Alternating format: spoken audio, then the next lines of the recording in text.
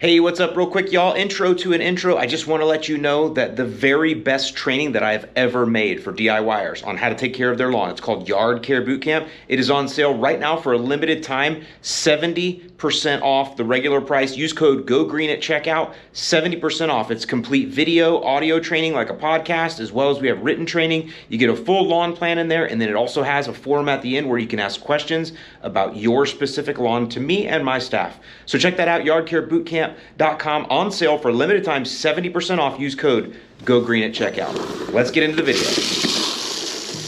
Hey, what's up, y'all? I'm Alan Hain, the Lawn Care Nut. Thanks for coming back for yet another week. Now, today I'm going to give you some essential St. Augustine grass tips, but I hope that all of you will watch because there's always something you can learn because we're all green and growing. And if anything, when you move down here, when you all retire down here, especially those of you from New York and New Jersey that are all retiring down here now, when you get here, you'll have a leg up on the competition. So let's get into it. Essential St. Augustine grass tips for spring.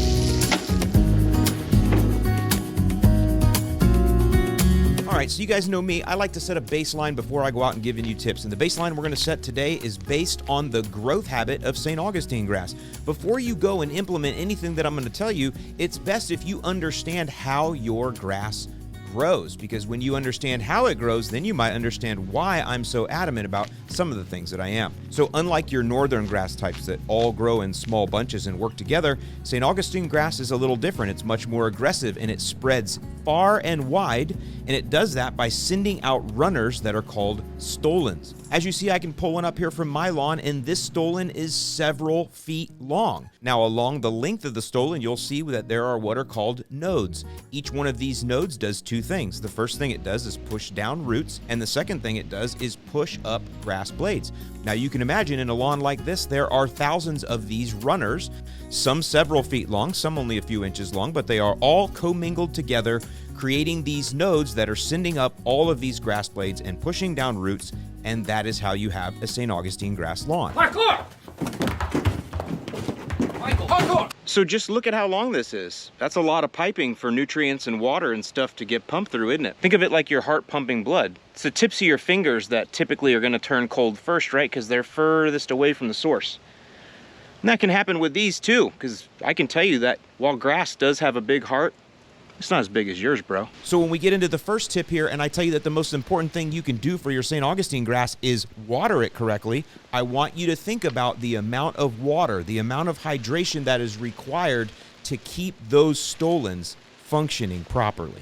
So I made a lot of videos on how to water your lawn. I'm gonna link them up there in the eye and in the description below. We do what's called the tuna can test, because you wanna put down about a ½ inch of water every second or third day or so. However, right now, Florida and Texas are both in an extreme dry period. It's our dry season anyway, but it's really dry right now. We're not getting any rain help at all. And so you're gonna find that even the best irrigation setup, you still may end up with some dry spots, because irrigation is really only designed to be a supplement for rain. It can't replace rain. So when we don't have any, you gotta do the best you can. And in some cases, you might have to water every single day until we get out of this dry spell. Now, I realize there are watering restrictions out there, and I don't want you to break the law. So that's where Hydretain can come in. This can reduce your need to water a lot. And this is proven to work very well. You spray it down, really spray it on the whole lawn, not just the dry spots. Water it in immediately, and this will make the watering that you can do go much further. But either way, watering is the most important thing with St. Augustine grass. Those big giant stolons, they gotta have a lot of hydration and a lot of water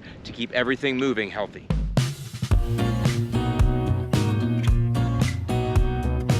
Now, next I want to talk about fertilizing. I've done a lot of videos, very highly educational videos on fertilizer, soil tests, all that stuff. I'll link those up there and down in the description below.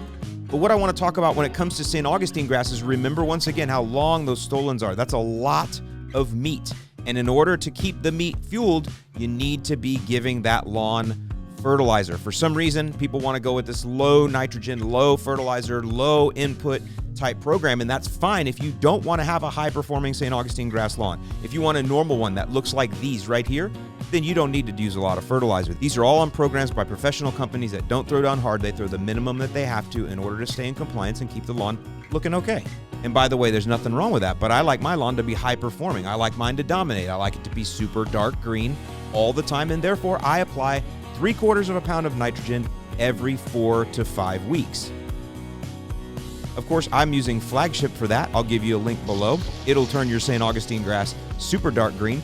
But in between, if I want to extend the green a little bit, I've been using the 2600 Green Charge, which is a slow-release urea fertilizer that will not burn. You can see I'm spraying it here in the middle of Florida heat. We're already in the high 80s, low 90s.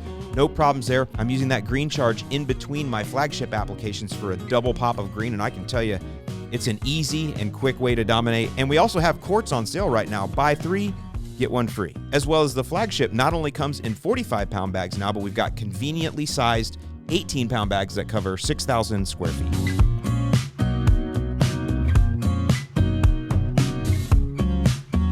Now, along the lines of fertilizing, sometimes you'll see in your St. Augustine grass, especially coming out of winter, you'll see areas that have yellow blades. The first reaction of a lot of people is to think that this is a nasty disease called take-all root rot. And it very well might be, but actually what I see it is most of the time is it's just a nutrient deficiency. Again, go back to what is there. What is St. Augustine grass? Big, long stolons that require a lot of nutrients. And coming out of winter, a lot of times the soil can be depleted of nutrients, and that will show up as yellow grass blades. Now, there's a couple of ways to fix this. One is just to fertilize like I've been telling you to do, and that'll fix it over time. Or if you want to fix it really fast, you can use foliar applied nutrients, typically iron with a little bit of nitrogen. We have 700 green effect that you can use for that. And that will actually fix the problem or correct the problem a lot quicker. But overall, usually, most times, yellow blades means a nutrient deficiency. I also see yellow grass blades showing up in St. Augustine grass when there are other trees or shrubs around that are competing with the grass for those nutrients. For example, here you can see there's a large mango tree, and underneath all of the grass there is yellow. That's because the mango tree is robbing everything from the turf.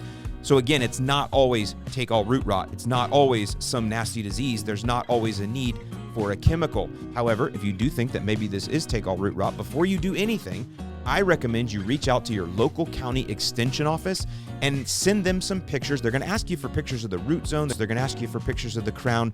You can send those in to them, and they will give you a better idea on if it is take-all root rot and a better way to go ahead and correct it. But before you go down that road, I'm telling you, in most cases, it's just a nutrient deficiency, and there's no need to panic.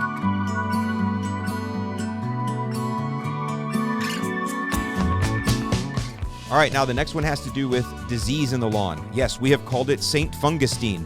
St. Augustine is highly susceptible to disease, especially large patch, which you guys up north call brown patch. That's Rhizoctonia, and it's also highly susceptible to gray leaf spot. However, neither one of these diseases cause the lawn to die out long term if you're following all of the other practices that I'm talking about. And I know some people will disagree with me there, and I'm going to address that in the podcast where I can talk about it in a much longer format. But for now, what I want you to realize is those stolons, they proliferate quickly. St. Augustine grass spreads at a high rate. It will fill in areas larger than a basketball within just 6 weeks during the rainy season.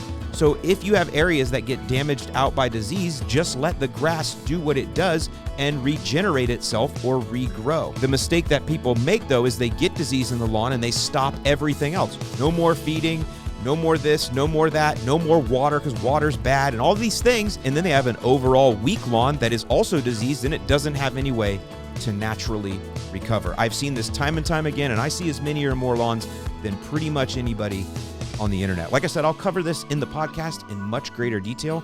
Click the link in the description below. It's called Lawns Across America. Now, obviously, there are a ton of things I can cover with St. Augustine grass, but the last one I'm going to cover here is weed control. Most of you are getting to the point now, even where the St. Augustine is growing in the far northern parts of Texas, you are now warm enough where you're starting to see broadleaf weeds come in. I can tell you that I've used a lot of different weed controls over the years in my St. Augustine grass, and the one I prefer the most is Celsius, and then I usually will spike it with Sedgehammer because I have sedges. Those two things together, Celsius and Sedgehammer, will control about 95% of the problems that I have in my St. Augustine grass, and they will in yours too. I have a complete weed control guide. It's free. I'll link that below. You can download it, and it goes through all of those things. Celsius might seem a little expensive at first, but I do break it down for you, and you'll realize that that bottle that you get is probably one that you're going to want to share with all of your neighbors that also care about the lawn because it's a professionally formulated product. Again, there's a lot more listed in that guide, and that's free to you. It's an immediate download. So I hope you've enjoyed this video, and if you have St. Augustine grass, I hope you can get out this weekend and throw something down to get it moving, to get it green, to get it looking good, to dominate your neighborhood. If you do want more training, if you like this style of teaching, because this is how I do it, I have a full training course that you can sign up for. It's called Yard Care Bootcamp. And for a limited time, we are running a special on that. It is 70% off. Use code GOGREEN when you check out, and it'll give you 70% off, and you'll get in full access for just $29. Click the link in the description below for that, Yard Care Bootcamp. And for the rest of you, I hope you get to enjoy the mow this weekend. I hope maybe you get to enjoy a little weeknight lawn work on Wednesday or Thursday. With that, I'm Alan Hain, the Lawn Care Nut, and I'll see you in the lawn.